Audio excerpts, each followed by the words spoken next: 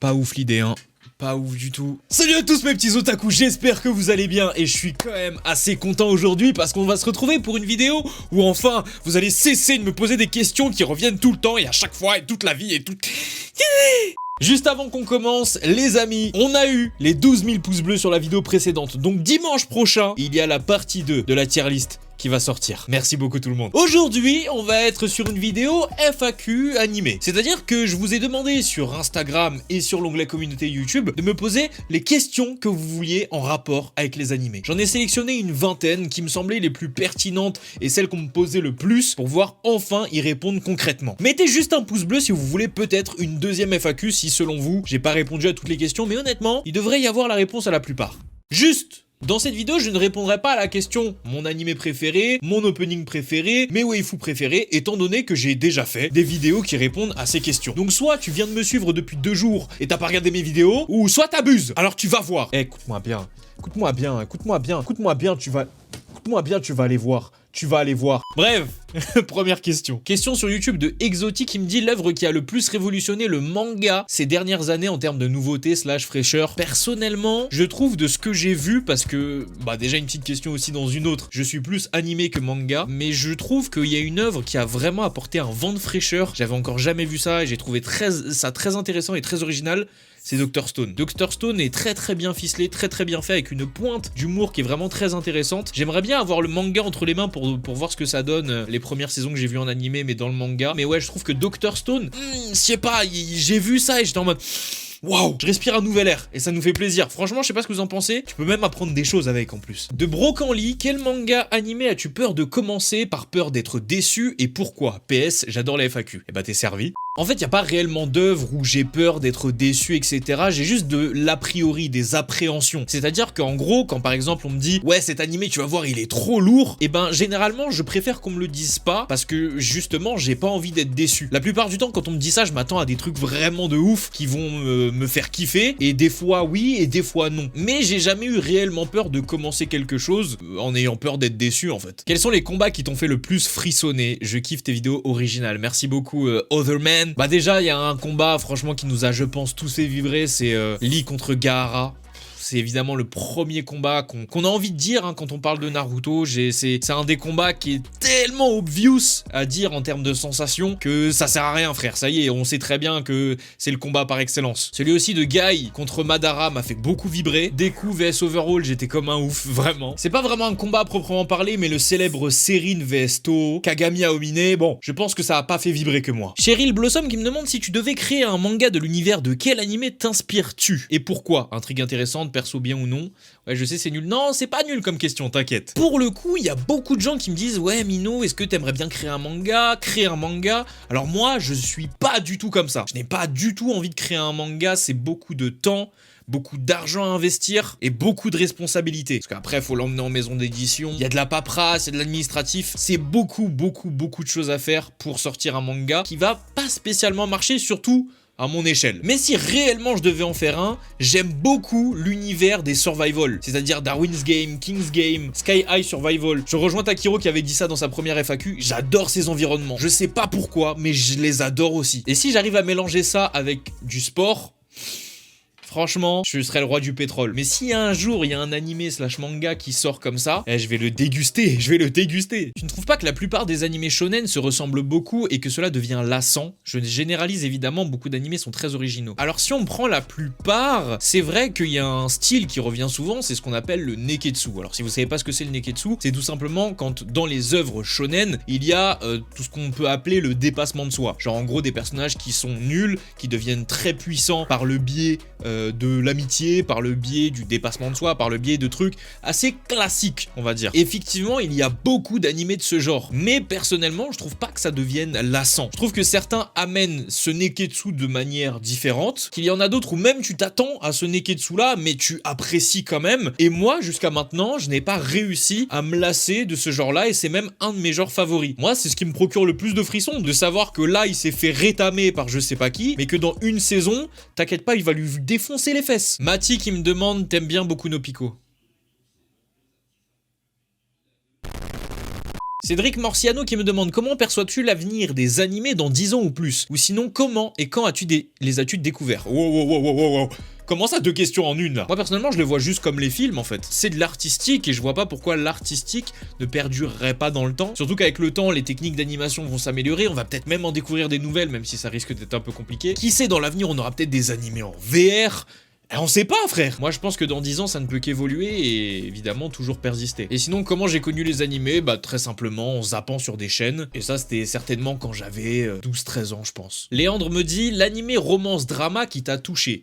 Shigatsu wa Kimi no Uso interdit. Eh bah, c'est dommage parce que je regarde pas, en fait, d'autres animés de romance drama. À part ça, j'en ai regardé aucun. En ce moment, il y en a un qui fait beaucoup parler de lui, c'est Kaguya-sama Love is War. Et... moi, c'est pas vraiment le genre qui m'intéresse. Peut-être que je me laisserais tenter par certaines de ses œuvres qui peuvent être incroyables et qui peuvent me permettre de kiffer, mais là, actuellement, bof. Mélissa qui me dit, quel est selon toi l'anime manga avec la meilleure évolution d'un personnage? Bien vu pour les 100K, on te kiffe. Merci beaucoup. C'est pas vraiment un manga, c'est un webtoon. Mais Solo Leveling. Sungo, son évolution, elle est notifiable par tout le monde et c'est le jour et la nuit. Tu le regardes maintenant, scan 150, tu le regardes, scan 2, t'as l'impression c'est 2 personnages différents, on les a remplacés. Je sais pas, mais c'est n'importe quoi, frère. Trouves-tu que les animés donnent des leçons de vie et qu'on peut en tirer des choses bénéfiques en tant qu'humain? De Zaggy 667. Bien sûr, je l'ai déjà dit pas mal de fois, notamment sur cette vidéo, où je détaille le fait que bah les animés, je les kiffe parce qu'ils m'ont forgé en tant qu'être humain, ils m'ont permis de connaître énormément de choses. Je reparle notamment de Dr Stone, où Dr Stone nous apprend plein de choses scientifiques et nous donne des valeurs assez intéressantes. Et c'est là où j'adore les Japonais, parce qu'ils ont une ouverture d'esprit qui est incroyable par rapport à la nôtre. C'est des sages. Je trouve vraiment que ce sont des sages. Passons maintenant sur Instagram avec Alexandre ELBN qui me dit shonen ou seinen? Question très simple mais très intéressante. Ça dépend mes moods. De manière générale, je regarde beaucoup de shonen neketsu comme je vous l'ai dit, mais j'adore les seinen parce que notamment, avec mon esprit un peu d'homme mature, j'adore réfléchir, j'adore un petit peu me questionner, apporter de réel sens aux choses que je vois. Et les seinen, évidemment, sont faits la plupart du temps pour avoir ce recul-là. Donc j'adore les deux, mais ça dépend mes moods. Genre pour le coup, Vinland Saga, qui est un seinen, j'ai surkiffé, tu vois. Mais si on parle de proportionnalité, je regarde beaucoup plus de shonen que de seinen. J'ai remarqué que de plus en plus de personnes regardent des animés. Est-ce que tu le constates toi aussi de Antonin BD? Alors ouais, carrément, c'est vrai que ça fait, j'ai l'impression, ça fait à peu près 1 an et demi, 2 ans. Surtout, j'ai peut-être l'impression que c'est avec le confinement notamment, qu'il y a une expansion des gens qui regardent des animés. Et je trouve ça cool, parce que ça permet d'ouvrir ce genre à beaucoup de gens. Je constate de moins en moins de personnes qui disent que les animés sont pour les enfants, il y en a encore, hein. Et je trouve ça vraiment, vraiment intéressant, enrichissant et cool que les cons changent d'avis. Lucas Rouge qui me dit, le pire animé que tu as vu? Ah mon ref, les pires animés que j'ai vus ils sont sur ma chaîne, hein. Je crois que c'est Ametsu no Mars, j'ai vu un hentai de merde, Shuju Tsubaki, la jeune fille au camélia. Bref, je vous mets à l'écran les 4 vidéos où vous pouvez aller voir les pires animés que j'ai vus. Vous voulez vous retaper un petit peu ce supplice, avec moi évidemment. Shizu Fire qui me demande, t'as vu commencer combien d'anines?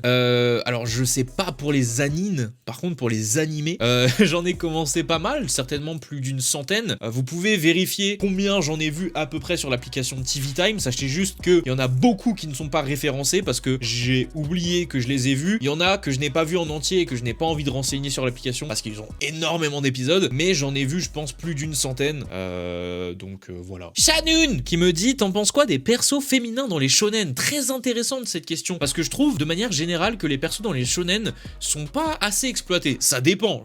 Encore une fois, j'ai dit en général. Mais je trouve qu'ils sont pas assez exploités, pas assez mis en avant. Et quand on les met en avant, la plupart du temps, encore une fois, ils sont très sexualisés avec évidemment, vous connaissez la culture japonaise, des gros boobs, le petit fan service qu'on apprécie tous, plus ou moins. Mais ouais, je trouve que malheureusement, il n'y a pas de personnage féminin assez développé et c'est pour ça que je suis très content que notamment dans l'une des œuvres récentes qui est Jujutsu Kaisen en animé, Nobara nous ait tous surpris et qu'on ait tous envie un peu de l'avoir comme waifu quoi. Catblocks qui fait un écho à la question précédente, t'en as pas marre du fan service? Alors déjà, petite précision, le fan service c'est pas forcément que voir des culs et des seins en animé. Le fan service ça veut tout simplement dire que le créateur, le studio d'animation ont voulu faire plaisir aux fans. Donc imaginons que dans Dragon Ball, les fans n'arrêtent pas de dire j'espère il y aura une nouvelle transformation de Goku dans le prochain Dragon Ball, j'espère. Si de base c'était pas prévu et qu'ils le font, c'est du fanservice. Mais je pense que la question a été posée fanservice en mode les culs et les seins. Je ne suis qu'un homme. Mesdames et messieurs, je ne suis qu'un homme. Donc effectivement, j'apprécie ça. Mais à petite dose. Fiona Deban qui me demande le style d'animé que tu n'aimes pas. Le style d'animé mecha. Les mechas, j'ai trop de mal, les gars.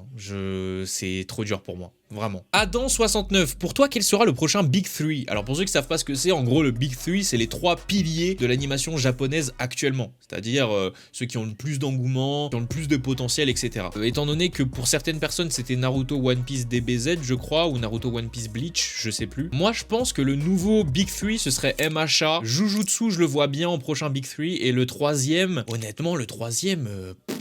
je sais pas du tout quel troisième. Dites-moi dans les commentaires quel troisième vous verrez en Big 3, mais moi je sais pas du tout. Ah, on a une petite question de la petite Mance. D'ailleurs, vous la reverrez très prochainement sur la chaîne. Quelle est l'œuvre dont tu ne te lasseras jamais? Je pense que c'est l'œuvre de mon enfance, l'œuvre qui m'a fait le plus vibrer, et notamment l'œuvre pour laquelle j'accorde le plus d'importance, parce que c'est une œuvre sur le sport, et un sport que j'ai fait, et un sport où j'aurais pu aller loin si je n'avais pas la flemme d'aller aux entraînements, c'est Captain Tsubasa. Je ne pourrais jamais me lasser de Olivier Hatton, Mark Landers. C'est impossible! C'est impossible! Donc ouais, c'est l'œuvre dont je me lasserai réellement jamais. Georges qui me dit, tu dirais quoi aux personnes qui pensent que les animés c'est pour les gosses, genre tous les clichés? Alors Georges, moi je t'avoue que je suis le genre de personne qui laisse beaucoup parler les gens, même si ça me tilte. J'ai du mal à dépenser ma salive quand je vois que le débat ne sert à rien, le débat est fermé, le débat est clos. Avec le genre de personnes comme ça, la plupart du temps, les débats sont très rapidement fermés et très rapidement clos. Donc je ne perds pas mon temps. Je t'avoue que je ne perds pas mon temps, mais globalement je trouve que c'est dommage parce qu'il y a beaucoup d'œuvres qui nous permettent de relativiser sur la vie, sur des faits de société